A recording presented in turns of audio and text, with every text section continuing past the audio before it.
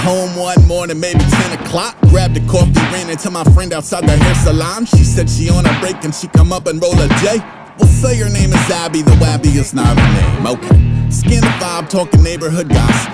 Elevator to amazing, snake around on my spot. Before the key hit the lock, she was asking me, is that yours? Beside the door, a navy button-down bulb up on the floor. Weird.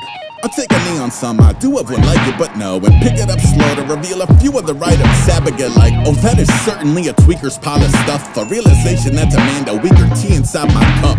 White noise humming in my ear to the wood. I hear the bathwater running, something is clearly afoot. Someone is clearly inside. I look at Abby like I'm going in. Maybe you should stay here, she said no, I'm in. Holy shit, be cautious. Keep calm, sneak the door open, the apartment is tossed. Everything everywhere all at once, all the faucets are on. Let's draw the room so you can better picture all the peoples. I got this loft that when you walk in, the ceilings are pretty normal. Then a dozen feet later, it's 20 feet of beams in mortar. I inch in far enough to peek around that first corner. No sign of life in the bathroom, only debris and disorder. We baby stepping 7 feet in where the kitchen begin. Records and books in a sink, the conditions start to sink in.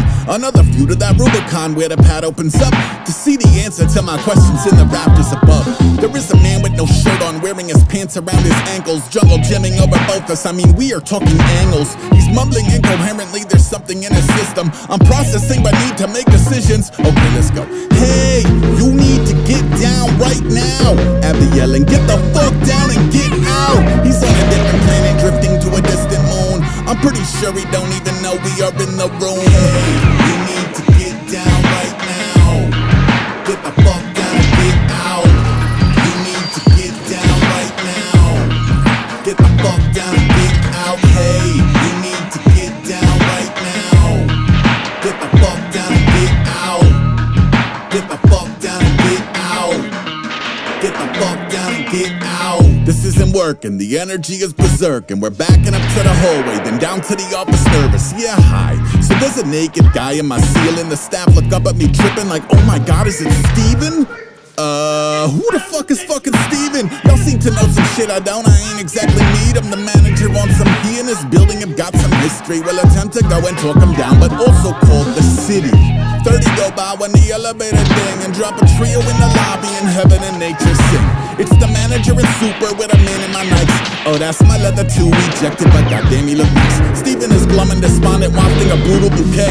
They sit him down on the sofa, he look confused and ashamed. But if I'm honest, also looks like he can pull out a blade. That's when two officers show up and all is fully explained.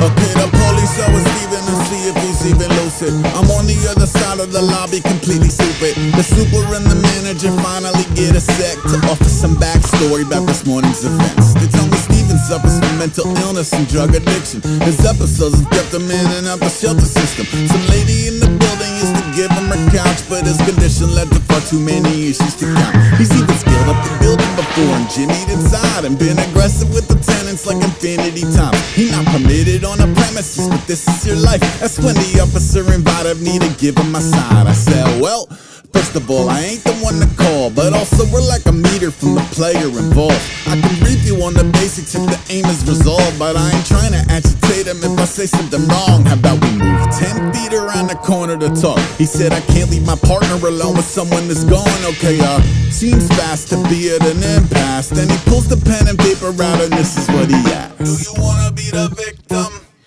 What?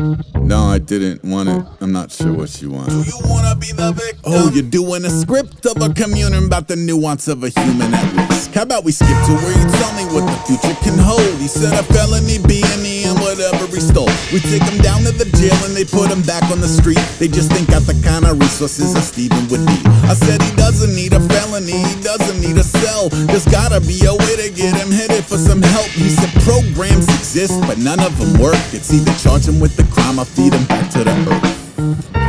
That's the bleakest shit I ever heard. I don't even have the words. I'm about to run, see what evil was done. I guess the jacket was a gift, but he could leave in the dumps.